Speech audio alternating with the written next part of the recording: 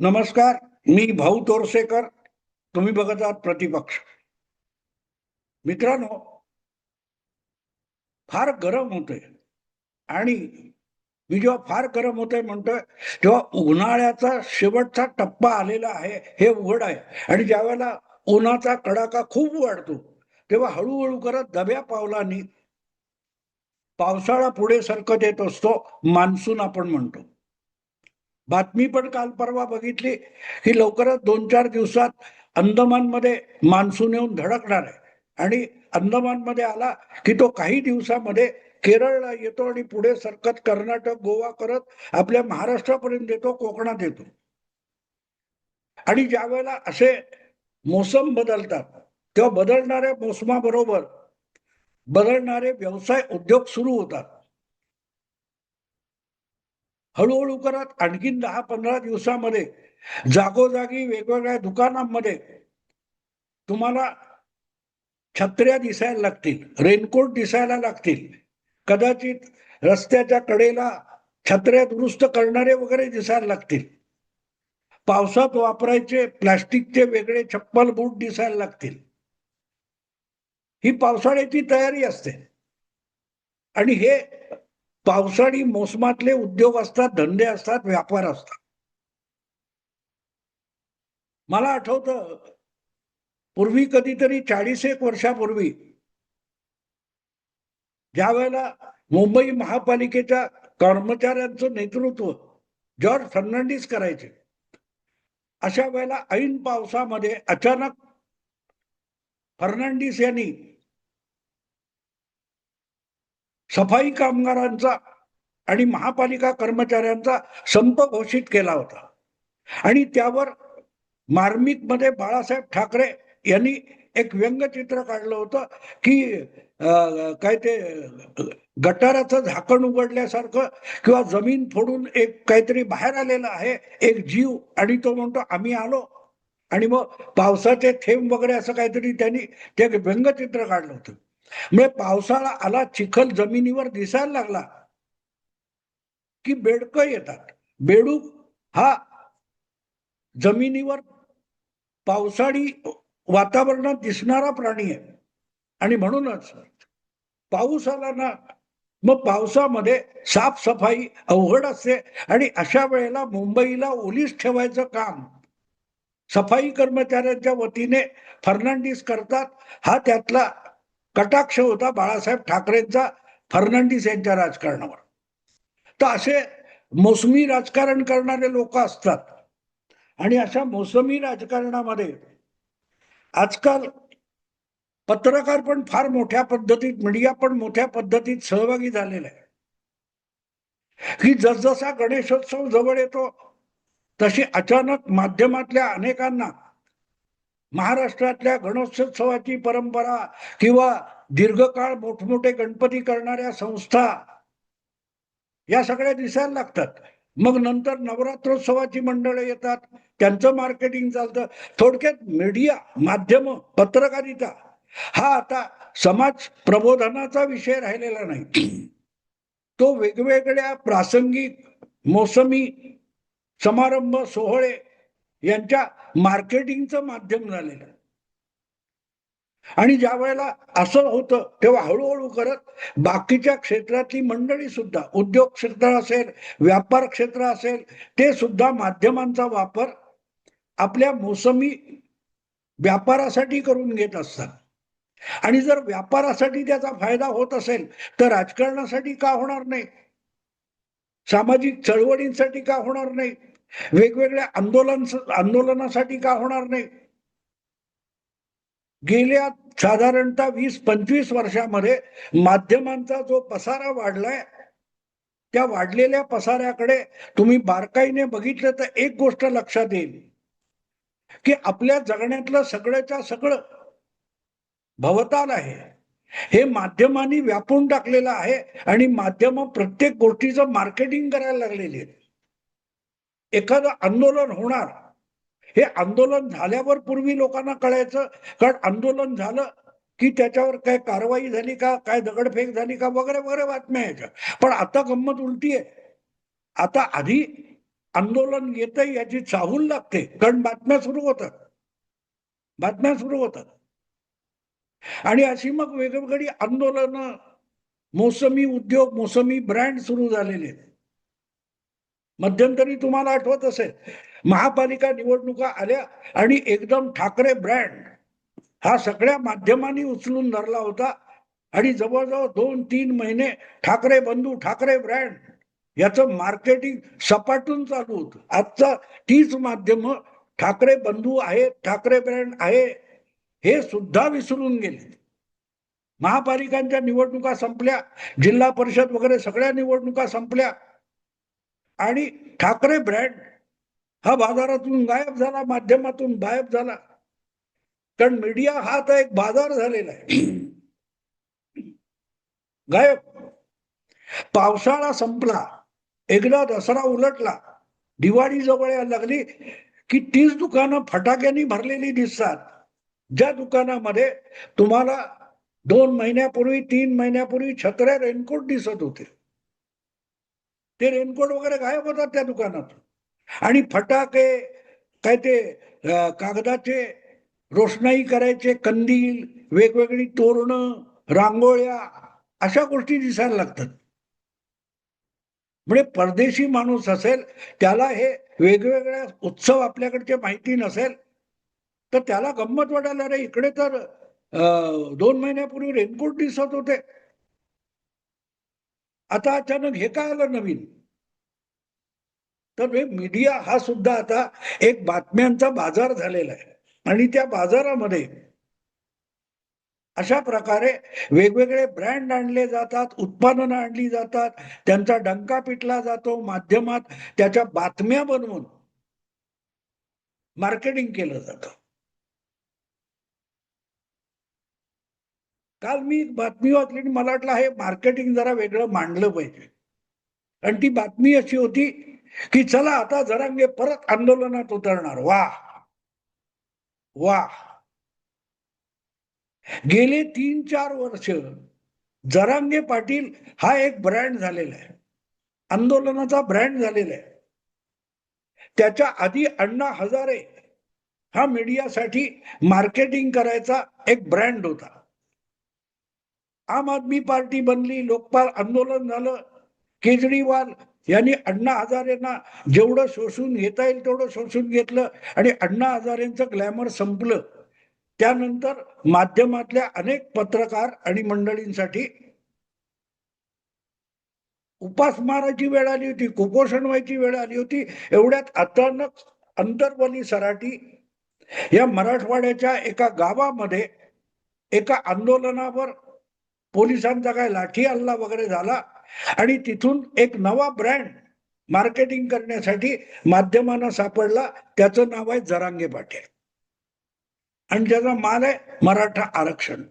आपली लेकरं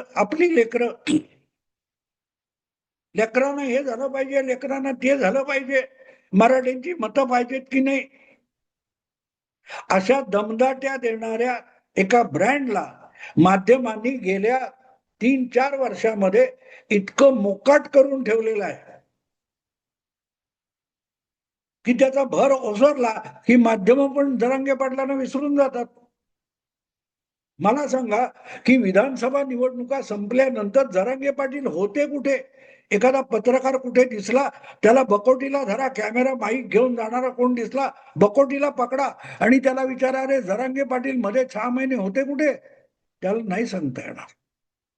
त्याला नाही सांगता येणार. तो म्हणेल फार तर हा ते अंतरवली सराटीमध्ये असतील. काय करत होते? एवढा मोठा महान योद्धा हा अडगळीत जाऊन पडला होता. अडगळीत पडला होता का? मराठा आंदोलन तापलं. काय बातमी आहे? तापलं म्हणजे काय रे? ही बातमी मी बघितली. तापलं म्हणजे काय? तर आम्ही आता या नव्या मार्केटिंगचा विषय हाती घेतलाय. जरांगे पाटील यांना परत एकदा शेळ्या कढीला ऊत देण्यासाठी आम्ही गॅसवर कढई ठेवली आहे. लवकरच फोडणी टाकणार आणि त्यामध्ये जरांगे पाटील ही जी काय शिळी कढी फोडली, त्याला दुर्गंधी सुटली, ती त्याच्यात ओतणार फोडणीमध्ये, आणि परत आम्ही तुम्हाला जरांगे पाटील या शिळ्या कढीचा ऊत आणून ती तुमच्या वाटीत ओतणार, असा त्या बातमीचा साधा सरळ अर्थ आहे. पण हेडिंग आहे, जरांगे पाटील आता आखाड्यात. मराठा आरक्षणाचा विषय तापला. तापला म्हणजे काय? गॅस महागलाय माहितीये ना, गॅस टंचाई आहे. वाया घालवायला लोकांना घरोघरी आणि हॉटेलामध्ये गॅस नाहीये. मग तुम्ही हे मुद्दे कसे काय तापवता? जरांगे पाटील काय करणार आहे? केलं काय? तुम्हाला आठवत असेल मित्रांनो, तर जरांगे पाटील यांचं पहिलं आंदोलन सुरू झालं तेव्हापासून भाऊ तोरसेकर एक गोष्ट परत परत सांगतोय की मराठा आरक्षणाचा विषय गैरलागू नाहीये. पण ज्या प्रकारे जरांगे पाटील किंवा त्यांचे जो कोणी प्रायोजक स्पॉन्सरर असतील, ते ज्या प्रकारे पत्रकारांना माध्यमांना हाताशी धरून हा विषय चुकीच्या मार्गाने घेऊन जात आहेत, त्यातून मराठा आरक्षणाचा विषय हा मुंबईच्या गिरणी कामगारांचा बोऱ्या वाजला त्या दिशेने जाण्याची चिन्ह आहेत, हे मी परत परत सांगत होतो. आणि झालं काय? राज्यामध्ये ब्राह्मण मुख्यमंत्री आहे, त्याला आईमाईवरून शिव्या द्यायच्या, आणि आपण मराठ्यांचे नेते आहोत ते दाखवायचं. मध्ये जरांगे पाटील उठणार, अंतरवली सराटी म्हणून उठणार आणि निघणार, आता मी चाललो काय तो सागर बंगल्यावर, मला काय ती गोळी घाल. आपल्याला उपमुख्यमंत्री देवेंद्र फडणवीस, गृहमंत्री गोळी घालून मारायला टपलेला आहे तो बामण, असं म्हणत एका संध्याकाळी तावात आपल्या मंचावरून उतरलेले जरांगे पाटील उपमुख्यमंत्र्यांच्या सागर बंगल्यावर यायला निघाले. मी येतो, घाल मला गोळी. आणि पुढल्या गावात जाऊन रात्रीचा मुक्काम केला, पिठलं भाकरी खाल्ली, झोपले, आणि सकाळी उजाडता परत अंतरवली सराटीमध्ये गेले. पण एवढ्या काळासाठी माध्यमांनी किती खळबळ माजवली आठवतं तुम्हाला? याला म्हणतात शिळ्या कडीला ऊत आणणं. शिळ्या कडीला ऊत याचा अर्थ असा असतो मित्रांनो, ती शिळी कडी आंबलेली असते, नासलेली असते, तिला दुर्गंधी सुटलेली असते. तिला फोडणी घातली की त्या फोडणीचा जो दरवळ असतो तोपर्यंत त्या दरवळामुळे शिळ्या कडीचा जी दुर्गंधी असते ती नाकाला कळत नाही. पण एकदा तो दरवळ संपला की शिळी कडी आणि तिचा दुर्गंध तुम्हाला सावध करतो, ती वाटी दूर करतो. जरांगे पाटील हा शिळ्या कडीचा विषय आहे. ते कितीही कढाया तापवल्यात, कितीही फोडण्या घातल्यात, म्हणून जरांगे पाटील आणि त्यांच्या मराठा आरक्षणाच्या आंदोलनाचा विषय आता चुलीवर चढू शकत नाही, आणि भाकऱ्या सरकवल्या परतवल्या म्हणून काहीही होणार नाही. याचं कारण विधानसभा आणि त्यानंतरच्या वेगवेगळ्या स्थानिक निवडणुकांमध्ये जरांगे पाटील आणि मराठा मत हे जरांगे पाटील यांच्या इशाऱ्यावर वळत नाहीत, फिरत नाहीत, आणि काहीही होत नाही. हे सिद्ध झालेलं आहे, सिद्ध झालेलं आहे. पण काही वेळेला असतं ना, माल खपत नसला तरी तावामध्ये बाजाराच्या चौकात राहून ओरडायचं असतं आणि त्याला ब्रँडिंग म्हणायचं असतं, ब्रँडिंग म्हणायचं असतं. तसं परत एकदा मराठा आरक्षणाचा विषय तापला, जरांगे पाटील आखाड्यात. मग इतके दिवस काय लोणचीच्या भरणीत बसले होते? जरांगे पाटील इतके दिवस लोणचीच्या भरणीत बसले होते का लोणच्याच्या? आपल्याला मुरवून घ्यायला 3 वर्ष उलटली. जरांगे पाटील यांच्या आंदोलनातून मराठ्यांच्या पदरात पडलं काय, हा प्रश्न पहिला त्या जरांगे पाटलांना विचारला पाहिजे. पण तो विचारला जाणार नाही, कारण सुपारी तर जरांगे पाटलांचा ब्रँड, बाजारात गाजवायची सुपारी घेतलेली आहे. अशा सुपारी घेतलेल्या माध्यमांकडून जरांगे पाटलांना खराखुरा प्रश्न विचारला जाणार नाही, जाब विचारला जाणार नाही. जरांगे पाटलांनी कितीही द्वेषाचं वातावरण, तिरस्काराचं वातावरण फडणवीसांच्या विरुद्ध पसरवून सुद्धा महाराष्ट्रामध्ये त्याच फडणवीसांच्या नेतृत्वाखाली, मार्गदर्शनाखाली सत्ताधारी महायुतीला 233 जागा मिळाल्या.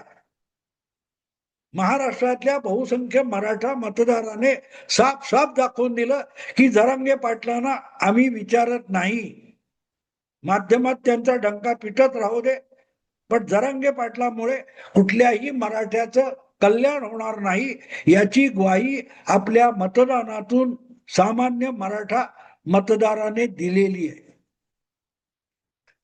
तेव्हा परत एकदा जसा Thackeray brand Thackeray brand Thackeray brand करून मार्केटिंग केलं आणि सगळीच्या सगळी माध्यम पत्रकारिता तोंडघशी पडली, तसं तोंडघशी पडण्यासाठी वातावरण तापलं. तापलंय वातावरण. परत एकदा हे सगळे पत्रकार जरांगे पाटलांना घेऊन पुढे येतील, जरांगे पाटील निघून जातील आणि हे सगळे पत्रकार तोंडघशी पडतील. शेळ्या कडीला ऊत आणणं आणि उथळ पाण्याला खळखळाट पार यापेक्षा मराठी माध्यमांना आज ओळख राहिलेली नाही. आणि म्हणून मी दुसरा विषय जो केला की आता ठाकरेंच्या सुप्रीम कोर्टातल्या केसला काही अर्थ उरला नाही असं तेच म्हणतायत की जे कालपर्यंत एकनाथ शिंदेच्या हातून धनुष्यबाण काढून घेत होते. आता त्यांनीच कढई ठेवली आहे, वातावरण तापलं. पुढे काय झालं? काय नाही. बातम्या नसल्या की बातम्या घडवल्या जातात. यापेक्षा पत्रकारितेला अर्थ उरलेला नाही आणि म्हणून लोकांचं मन उडालेलं आहे. लोक आजकाल बातम्यांवर विश्वास ठेवत नाहीत. बंगाल हे त्याचं सगळ्यात मोठं उदाहरण आहे. देशातले वरपासून खालपर्यंतचे सगळे पत्रकार बंगालमध्ये ममता दीदी हरूच शकत नाही म्हणत होती. ती इतक्या भयंकर परिस्थिती धरली आणि भाजप जिंकूच शकत नाही म्हणत होती. त्या भाजपला 2/3 बहुमत मिळालं. हा सगळ्यात मोठा पुरावा आहे की आपल्याकडचे पत्रकार हे बाजारू झालेत, सेल्समन झालेत, नवे रस्त्यावर उभं राहून दुय्यम दर्जाचा भेसळ केलेला माल ओरडून ओरडून विकणं हा आज पत्रकारितेचा पेशा झालाय. आणि असे लोक जरांगे पाटलांसाठी कढई तापवून बसले. तुम्ही तुमचा विचार करा. मी थांबतो. आवडलं लाईक करा, शेअर करा आणि प्रतिपक्षाला सबस्क्राईब करा. नमस्कार.